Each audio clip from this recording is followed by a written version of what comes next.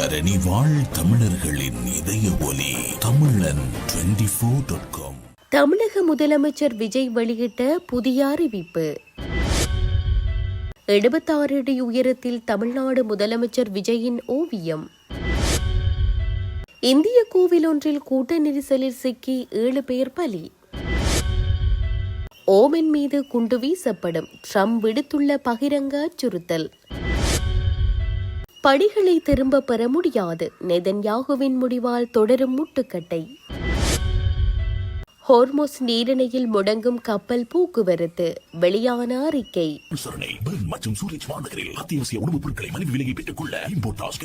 தொடர்பென விரிவான செய்திகள்.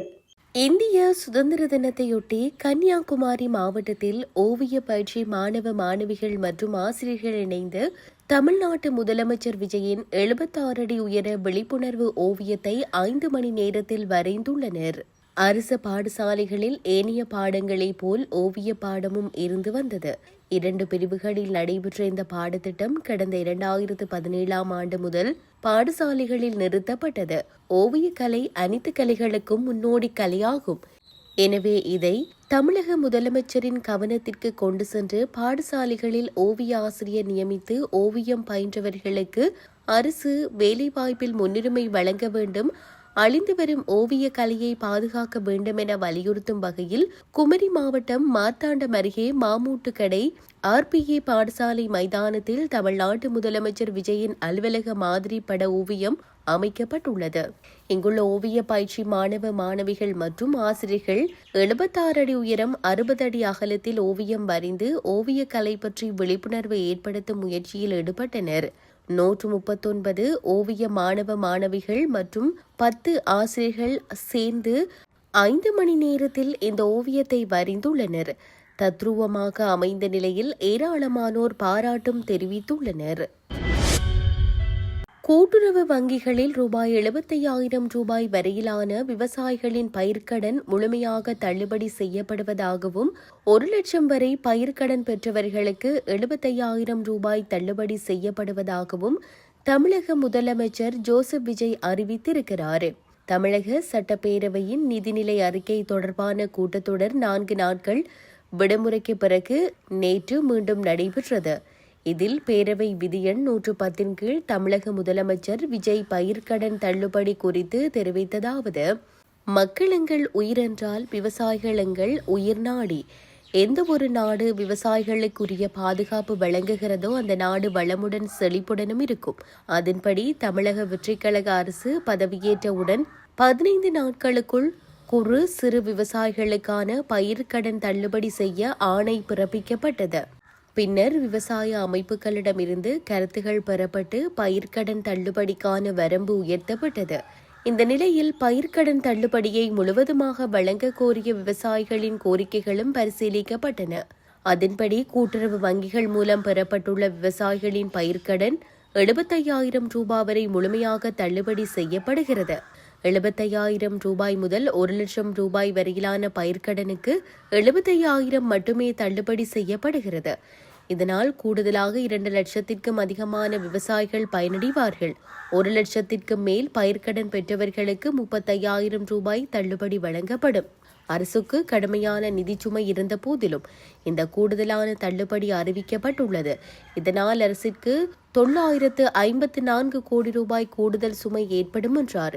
இதனைத் தொடர்ந்து தமிழக சட்டப்பேரவையில் முதலமைச்சர் வருகை தரும் போது எதிர்க்கட்சித் தலைவர் எழுந்து நின்று வரவேற்க வேண்டுமா கூடாதா என்பது குறித்தும், போதையில்லாத தமிழ்நாடு சிறப்பு பிரிவை உருவாக்கியது திமுகவா தமிழக வெற்றிக்கழகமா என்பது குறித்த விவாதமும் சட்டப்பேரவையில் காரசாரமாக நடைபெற்றது என்பதும், இது தொடர்பாக அமைச்சர் ஆதவ் அர்ஜுனா பேசிய பேச்சுக்கள் பேரவை தலைவர் எதிர்ப்பு தெரிவித்து அவற்றை அவை குறிப்பிலிருந்து நீக்கினார் என்பதும் குறிப்பிடத்தக்கது.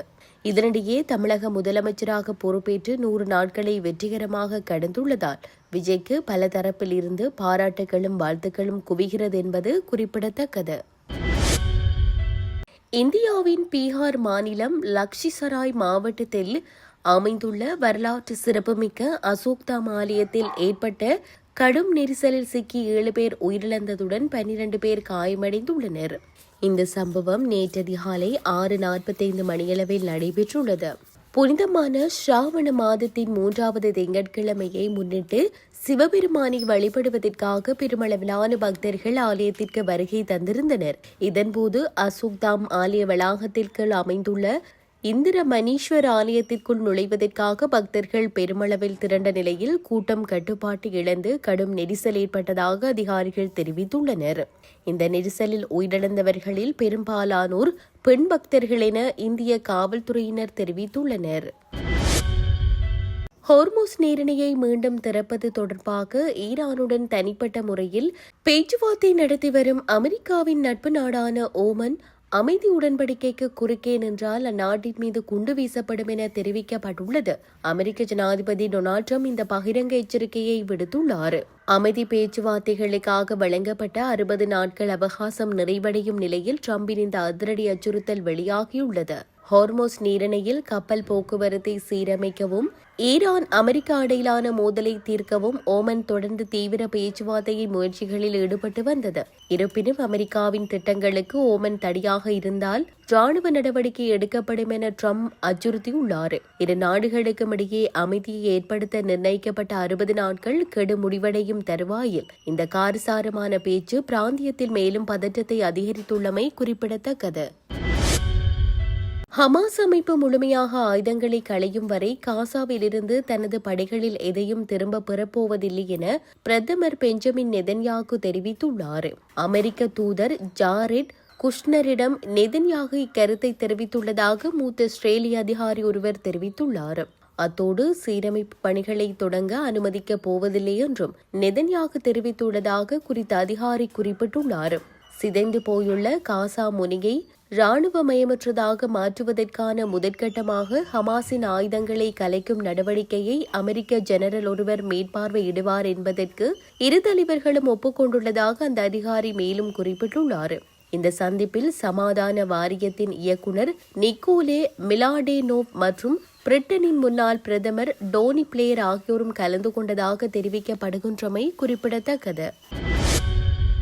கடந்த வாரத்தில் ஹோர்முஸ் நீரிணை வழியிலான கப்பல் போக்குவரத்து 19.5% குறைந்துள்ளதாக தெரிவிக்கப்பட்டுள்ளது. கெப்லர் என்ற தரவு பகுப்பாய்வு நிறுவனம் இதனை தெரிவித்துள்ளது. ஆகஸ்ட் 10 தொடங்கிய வாரத்தின் மொத்தம் 95 கப்பல்கள் மட்டுமே இந்த கடல் வழியை கடந்துள்ளதாகவும் ஆகஸ்ட் 16 இந்த எண்ணிக்கை வெறும் 3 சரிந்ததென்றும் அந்நிறுவனம் குறிப்பிட்டுள்ளது. கப்பல்கள் இந்த நீரிணையின் ஈரானிய பகுதி அல்லது வரைபடத்தில் இல்லாத மாற்று வழிகளை பயன்படுத்தியதாகவும் அதேவேளையில் ஹோர்முஸ் TSS அல்லது ஓமன் வழிகள் வழியாக எந்த கப்பல்களின் பயணமும் பதிவாகவில்லை எனவும் தெரிவிக்கப்பட்டுள்ளது. அத்தோடு இப்பிராந்தியத்தின் மற்றொரு முக்கிய கடல் வழியான பாப் அல் மந்தேப் நீரிணையை பயன்படுத்தும் கப்பல்களின் எண்ணிக்கை அதிகரித்துள்ளதாக தெரிவிக்கப்படுகிறது. இதனடிப்படையில் அப்பகுதியில் நிலையற்ற பாதுகாப்பு சூழல் நிலவிய போதிலும் அதை கடந்து சென்ற கப்பல்களின் எண்ணிக்கை 6.7% அதிகரித்து 254 உயர்ந்துள்ளது. அதேவேளையில் கண்காணிப்பு கருவிகளை அணைத்துவிட்டு ரகசியமாக பயணித்த கப்பல்களின் எண்ணிக்கை 40 இருந்து 16 குறைந்துள்ளதாக தெரிவிக்கப்பட்டுள்ளமை குறிப்பிடத்தக்கது.